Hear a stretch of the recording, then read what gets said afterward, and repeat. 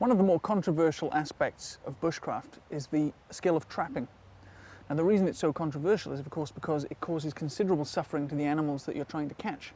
But in a survival situation, your self-preservation must take precedence. That said, there's no excuse for prolonging the agony of an animal unnecessarily, so the traps I'm going to show you today have to be checked as often as possible in order to make sure that you find out if there's an animal in it as soon as possible and can put them out of their misery. Myself a slice of time when the wind blows, when the river meets the sea. Now the first thing you need to do if you're planning on learning how to trap is to learn how to track first of all, knowing where the animals are, knowing their habitats and how to find them. Here we have a run, quite possibly a rabbit run. It's running through here to the fields that are just over there. You can always tell a rabbit run because they tend to follow very clear paths, always disturbing the same ground, normally in a fairly straight line. You'll also find droppings as well. One of the simplest forms of trap is the snare. You can buy them ready-made or you can make them yourself.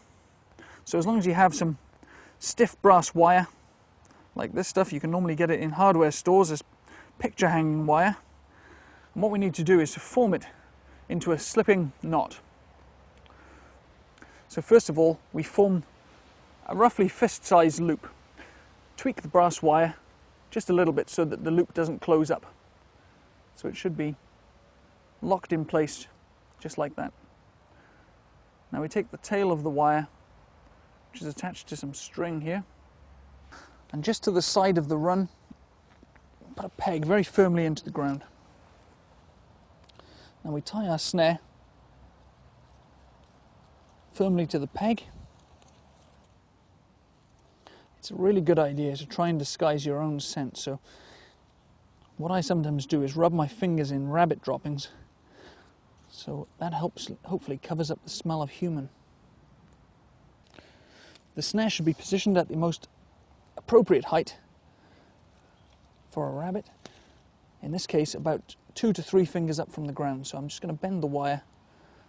I'm going to use a small twig just to support it into that position. I may also decide to use some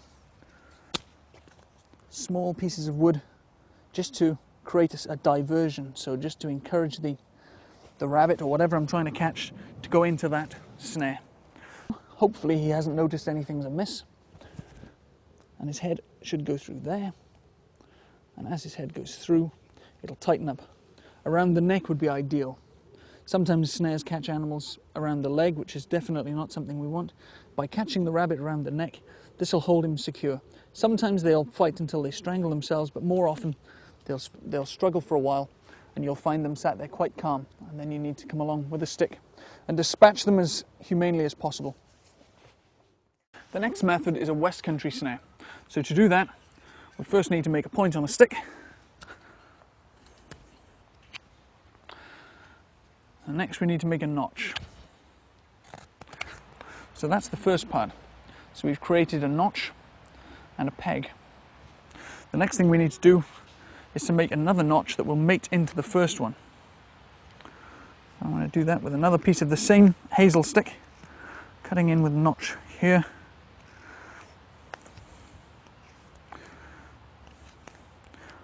It's a very good idea to leave all your trapping equipment out. Let it get rained on a few days. That helps to diminish the smell of humans on it. Also, if you're going to do this and use freshly cut wood, that may also alert the animals to your presence. So if you do have to use them in a hurry, it's a good idea to smoke them over the smoke of a fire, because smoke is a familiar natural smell to most animals and they won't automatically associate it with humans. So these two pieces mate together just like that. First of the pegs is firmly put into the ground. Another thing we're going to do is wrap this around here a few times.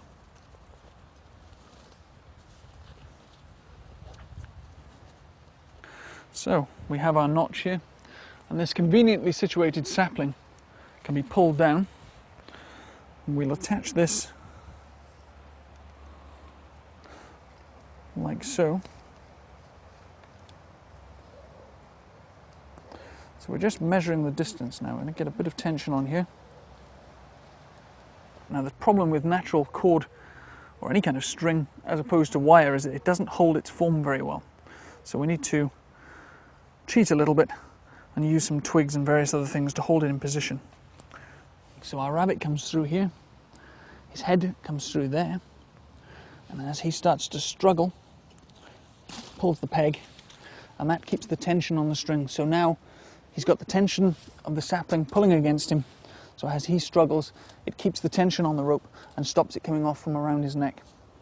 This is a method that would be considered poaching under all but the most extreme survival situations. So not something you'd want to do just because you're feeling peckish, but in a real survival situation, a method like this could help to keep you fed. It's always really important to have the permission of the landowner before you do any kind of snaring.